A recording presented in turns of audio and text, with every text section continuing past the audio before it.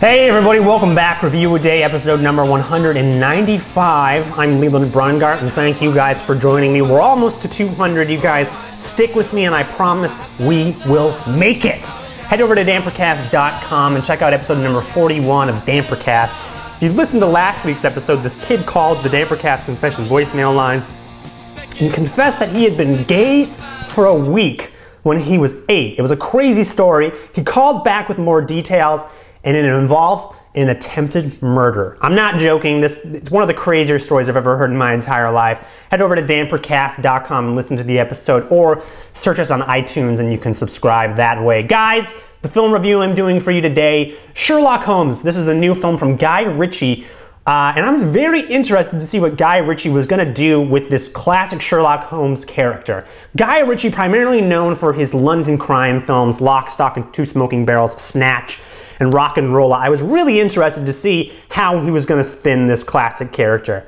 And not only that do we have Guy Ritchie directing it, but we also have some of my favorite actors. We've got Robert Downey Jr., who I love more than anything in the world. The guy is funny and charming, and he's terrific, and I was very excited to see him portray Sherlock Holmes. We've got Jude Law, who I enjoy quite a bit in everything I've seen him in. Rachel McAdams is cuter than a button, and Mark Strong is also a really great actor, playing Lord Blackwood, our evil villain in this film.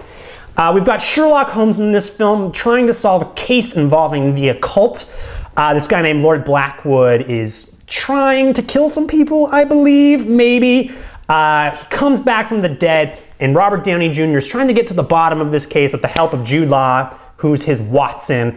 Also coming into the picture is his ex-lover, played by Rachel McAdams, and she puts him on this trail, and one thing leads to another, and Sherlock Holmes is on the case, as always.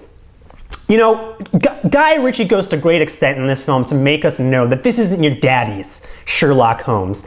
He fills the movie with these really scrappy fight sequences, which are pretty fun to watch. They're rough and tumble.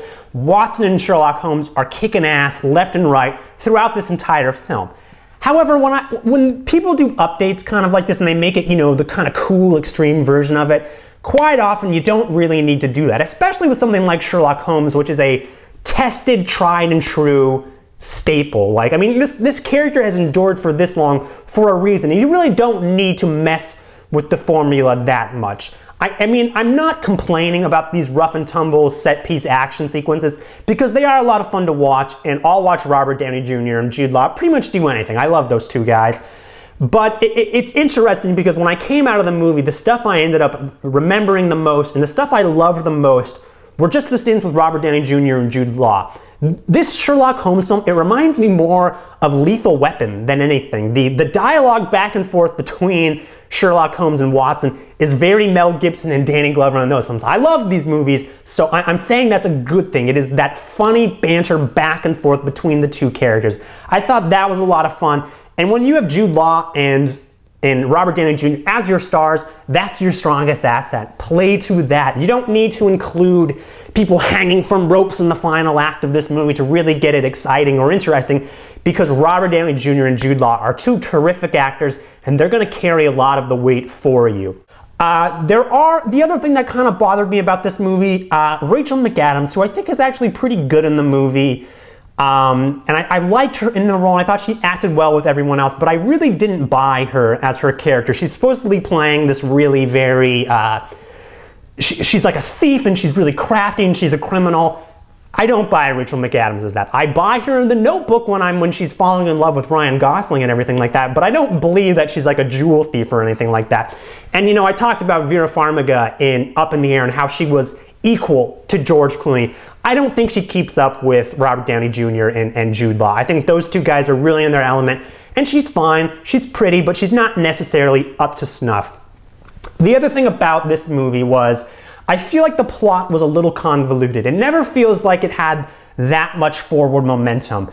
And the thing that's really tough about a mystery film like this is to make the audience feel as smart as its lead character. I'm thinking of Zodiac, a movie that is so long and so completely complicated, but at no point in that movie do you feel like they're ahead of you. You completely get it. You're moving along with them, and by the end of this movie, it is a little bit fatiguing because The last 20 minutes of this movie is basically Robert Downey Jr. explaining what he's been doing the entire movie, his thought process. And I think had they moved us along with that throughout the film, I think it would have played out better. I thought about Veronica Mars a lot when I was watching this film, because Veronica Mars, if you still haven't watched Veronica Mars and you heard me talk about it, quit being a dumbass and put it to the top of your Netflix queue, because Veronica Mars is some of the best episodic mystery television you'll ever see. And Veronica Mars is very much a Sherlock Holmes. She's always one step ahead of every single person, but you always feel like you're along with her. And there were times in this movie where I just didn't understand what was going on. There's a part where Sherlock Holmes is supposedly supposed to be arrested, but I had absolutely no clue why. This last 10 minutes, it's so much exposition. I wish they just could have moved me along a little bit better. So I think Sherlock Holmes, it's a blast to watch Robert Downey Jr. and Jude Law in the moment. That's the reason to go see this movie. I give Sherlock Holmes a 3 out of 5. Thank you guys for watching. Rate, subscribe, and I'll see you guys next time.